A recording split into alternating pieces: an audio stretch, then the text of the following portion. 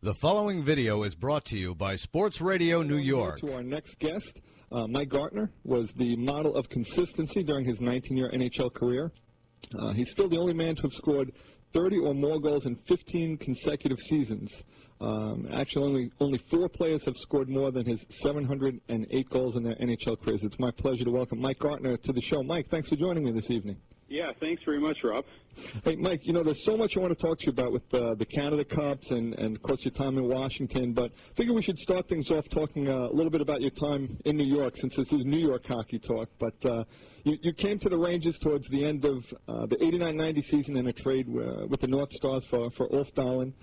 You came to the team around the same time as the Rangers acquired Bernie Nichols, and you and him helped the team win their first division title in 48 years. What was it like coming to New York to play for the Rangers?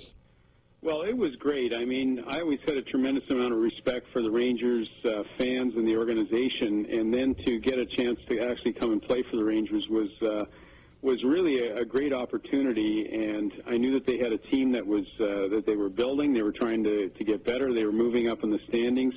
Roger Nielsen was a coach that at the time I had heard a lot about. I had known Roger at different times during the course of my younger hockey career, my junior days.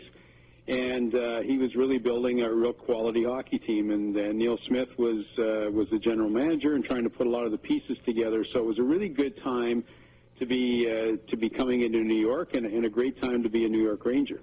Well, in the playoffs that season, you guys ended up beating the Islanders in 5 games, and then after winning the first game in the second round against your former team, the Washington Capitals, you guys ended up losing 4 straight to them. Was that tough losing to your former team there? Well, it was, and if you recall, that was, I think, the series that John Druce got. I don't know how many goals. It seemed like every time I remember he got the puck, he seemed to be able to put it in the net, and it was a little tough because I had played in Washington for 10 years prior to that. I went to the 1 year in Minnesota and then back to the Rangers and playing back in the East. Right. And losing against the Caps was a little tough at that time, but they had a good hockey team and they had everything going for them. I think the following year you met them in the playoffs again as well. We did, and they beat us again for the second time. That's exactly right. So. A little bit of a tough go against the Caps there, but we did do pretty well against those Islanders, though, Rob. I don't know if you recall. Well, like I said, the year before you won in 5 games. The first year you were with the Rangers, so. I remember that. Yeah. Well, you mentioned Roger Nielsen, and of course you played with a lot of coaches during your career, and I think Roger was your coach for most of the time that you were in New York, and you had mentioned how. I don't know if you exactly knew Roger back in your junior days, but I think in 77, Roger was the coach for the Peterborough Petes, a junior hockey team, and you were almost going to be drafted. I think Roger came to your house or something, told you he was going to draft you, and then they had the 3rd pick or something. You ended up not going to Roger's team. Do you remember that? I do. It was a time where I was kind of getting. I knew I was going to get drafted fairly high in the junior draft at that time, and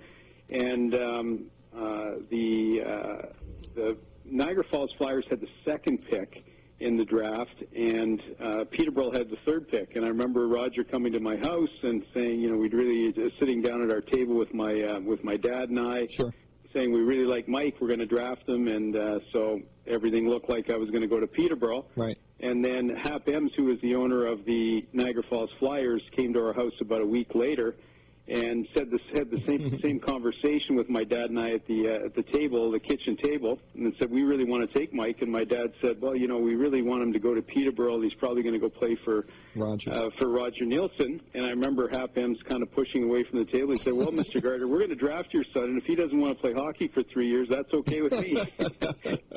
Did it matter to you, really, or you just were looking to play? It didn't really matter so much? Not really. I think it mattered more to my dad. And once we got the news on how things worked, then guess where I played? I played in Niagara Falls for 2 years.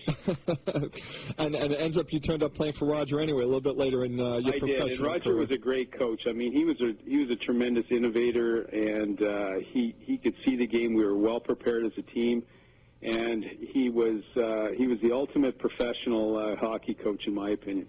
I always was a big fan of Roger's too. I remember even watching the games. He'd always have nothing to do with hockey, but I remember him always talking about his dog Mike and his different ties all the time. He just seemed like to be a fun, good-natured guy that just really enjoyed the game, and I know he was big on video, one of the first innovators to use that as a resource in coaching. He was a guy, even as a coach, you kind of rooted for. Well, he was, and, he certainly was a little eccentric, and he had a lot of idiosyncrasies that we look back on and kind of, laugh about and tell Roger stories. But I tell you what, he did know the game very well, and we were a prepared hockey team, and, he had a good record of success while we were there. I think we won 3 division championships maybe while he was coach of the Rangers, and we were always, a top team except for the final year that he was the coach. Was he one of the, you played for a lot of coaches, though. Would you say he's one of the ones you enjoyed playing for the most? Yeah, he definitely is. I really enjoyed playing for Roger. He gave you a game plan, and he allowed you to be a professional. He wasn't the type of coach that if you weren't ready to play, he was going to rile you up and kick you in the butt, and embarrass you in front of everybody. If you weren't ready to play, then that's too bad for you. The preceding video was a production of Sports Radio New York. To view this interview in its entirety and to access all Sports Radio New York content, just visit sportsradiony.com.